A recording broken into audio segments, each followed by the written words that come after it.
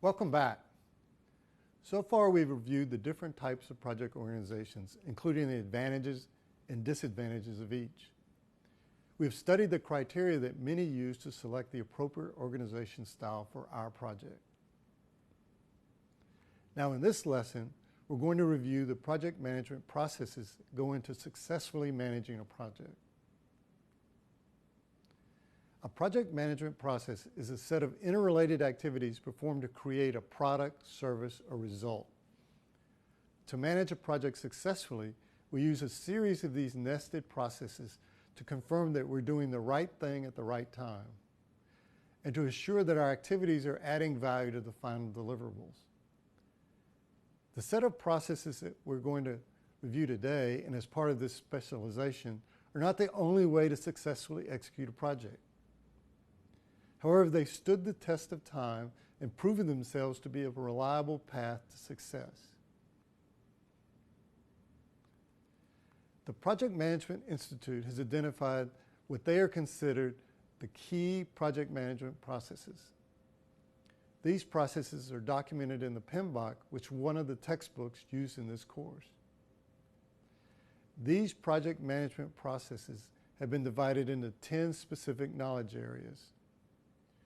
During this specialization, we will explore each one of these knowledge areas in turn. In the next module, we will work on project stakeholder management.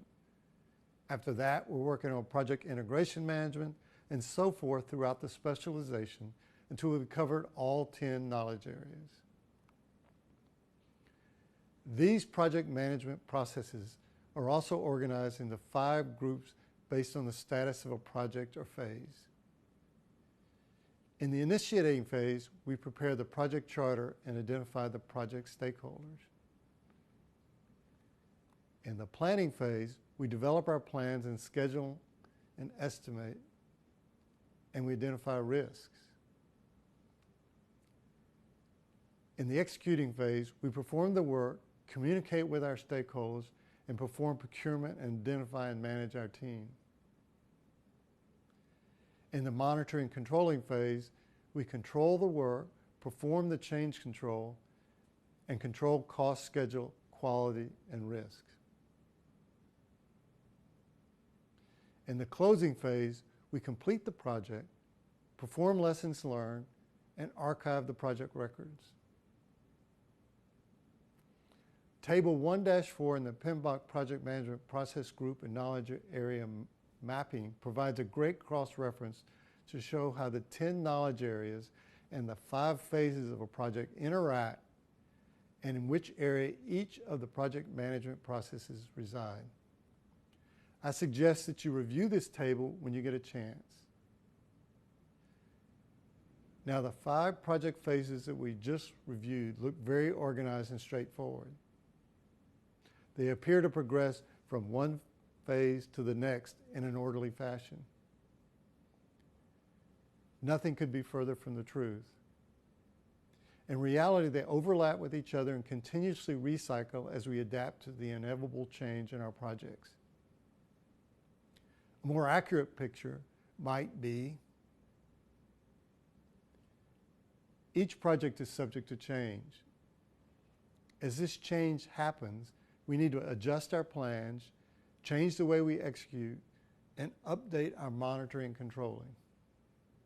We will discover new things as we execute, which will cause us also to change the project scope and our plans.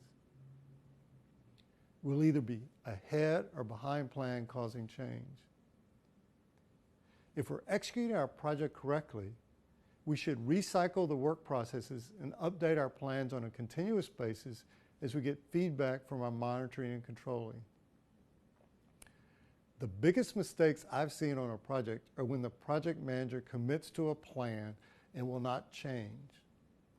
The change is there, we're just not reacting to it or won't acknowledge it. In the previous lessons, we've looked at how to organize the project and the steps in project management processes. Next, we will identify the project manager's role as a leader of his team, an essential skill to successfully executing a project.